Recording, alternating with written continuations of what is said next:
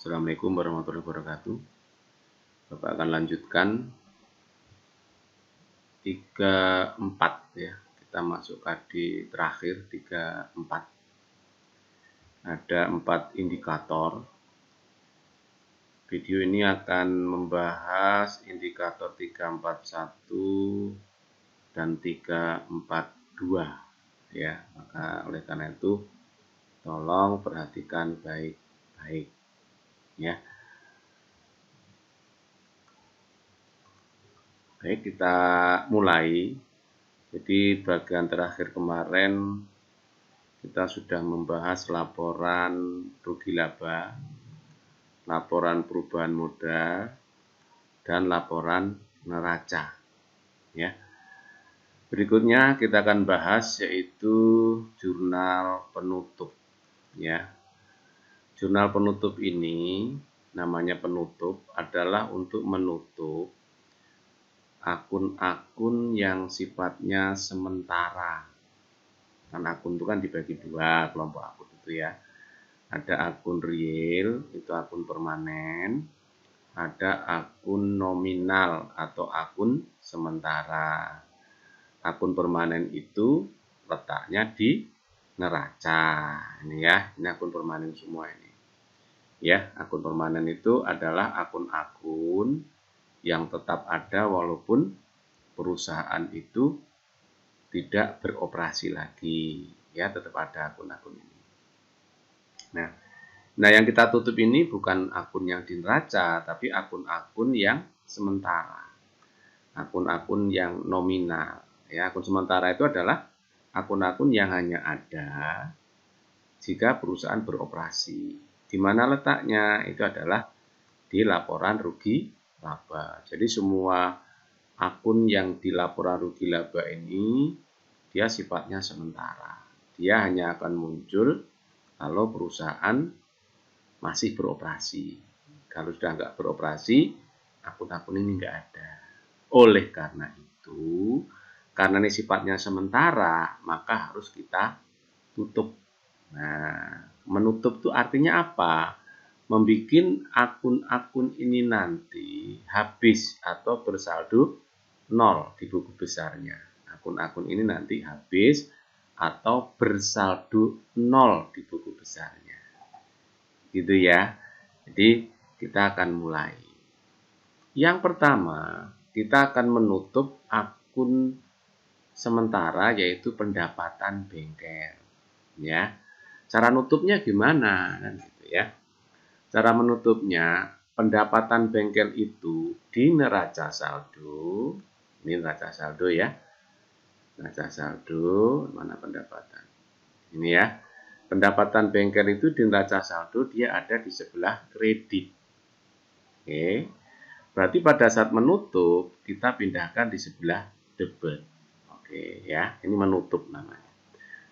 Kemudian akun lawannya yang di sebelah kredit ini adalah akun ikhtisar rugi laba. Ini angkanya dari mana? Karena kita sumbernya dari laporan rugi laba, maka angkanya berasal dari laporan rugi laba.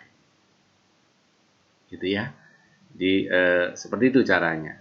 Ini seperti ini.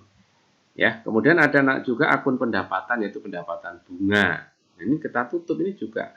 Karena pendapatan bunga ini di neraca saldo dia sama dengan pendapatan bengkel, dia di sebelah kredit, maka pada waktu kita tutup, kita letakkan di sebelah debit 8 juta, di sebelah kreditnya ikhtisar rugi laba. Gitu ya, jadi cukup mudah. Kemudian yang berikutnya, yang ketiga yaitu menutup beban. Ya, beban. Semua beban itu di neraca saldo ya, di neraca saldo, kita lihat di neraca saldo yang agak ini ya, yang agak jelas ini ya. Semua beban itu, contohnya beban gaji itu ada di sebelah debit. Ini yang dinamakan dengan saldo normal ya, bahwa beban-beban ini saldo normalnya di debit ya. Maka sewaktu kita tutup, kita pindahkan di sebelah kredit. Gitu ya. Kemudian di debitnya apa? Di debitnya adalah ikhtisar rugi laba. Angkanya dari mana? Ya angkanya kita peroleh, kita isi dulu yang sebelah bebannya ini ya. Dari mana nih asalnya? Ini asalnya dari laporan rugi laba ya. Kita lihat di laporan rugi sini. Ya ini ya, sama kan? Oke. Nah, itu ya. Sampai dengan beban bunga. Kemudian angka ini dari mana? Angkanya kita jumlahkan aja. Kita jumlahkan sampai bawah ini. Jumlahnya kita taruh di sini. Ya, gitu ya. Ini menutup beban. Ya. Kemudian yang berikutnya menutup prive. Prive itu juga akun sementara ya. Prive itu saldo normalnya di debit. Ya, tapi makanya pada waktu kita tutup, kita pindahkan sebelah kredit. Debitnya bukan ikhtisar rugi laba. Mengapa? Karena prive ini unik. Dia akun sementara tapi sebenarnya dia kelompok modal. Ya, dia sementara tapi sebenarnya kelompok modal. Atau kalau bahasa mudahnya, prive itu mengurangi modal. Modal berkurang di sebelah debit. Prive ditutup ditaruh di sebelah kredit. Sehingga di debitnya modal, di kreditnya prive. Yang terakhir ini menutup laba atau rugi. Ya, menutup laba atau rugi. Datanya dari mana? Datanya kita lihat di laporan rugi laba. Itu ini 82 ya. Sama kan 82 ya. Nah ini. Di debitnya ikhtisar rugi laba, di kreditnya modal. Mengapa kok modalnya di kredit? Karena perusahaan yang laba itu menambah modal. Perusahaan yang laba itu menambah modal, maka modalnya di sebelah kredit. Beda halnya kalau perusahaan itu rugi. Kalau rugi, maka modalnya ini ada di sebelah debit. Ikhtisar rugi labanya ada di sebelah kredit. Karena ini perusahaannya laba, maka modalnya ada di sebelah kredit. Ikhtisar rugi labanya ada di sebelah debit. Gitu ya. Jadi ini yang terakhir ini tidak selalu seperti ini. Karena kebetulan perusahaannya untung atau laba, maka modalnya di sebelah kredit, di debitnya ikhtisar rugi laba.